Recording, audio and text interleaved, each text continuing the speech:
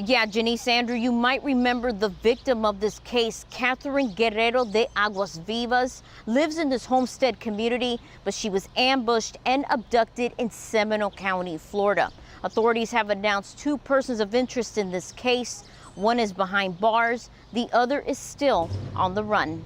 Family members say Catherine Guerrero de Aguas Vivas was kidnapped and murdered just days before her 32nd birthday. As they continue to grieve, investigators believe they're closer to catching her killer. Jordanish Torres Garcia. Deputies in Central Florida naming 2 people of interest in the case, including 28-year-old Jordanish Torres Garcia, who's currently under arrest on unrelated drug charges. Authorities now questioning Garcia in connection to that green Acura seen during last week's armed abduction of the South Florida woman near Orlando.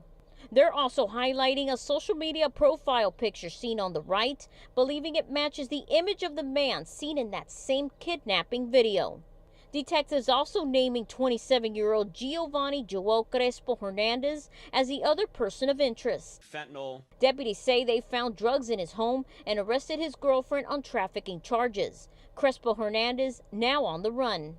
The sheriff says the victim's brother also pointed to her phone history, showing Crespo Hernandez was the last person on the phone with Guerrero de Aguas Vivas. Her body was later found shot to death in her white SUV, which was set on fire. The Seminole County Sheriff also answering the question as to why the victim drove from Homestead to the Orlando area in the first place. Lewis tells us that Giovanni says that Catherine was up here to deliver money and other stuff for a friend. Now, again, I'm not going to speculate. So there's a lot of moving parts here. Investigators believe that the killing is thought to be related to the murder of a tow truck driver the day prior. But of course, we're still in the early stages of this investigation. And for now, that's the latest in Homestead. Stephanie Brienne, Local 10 News.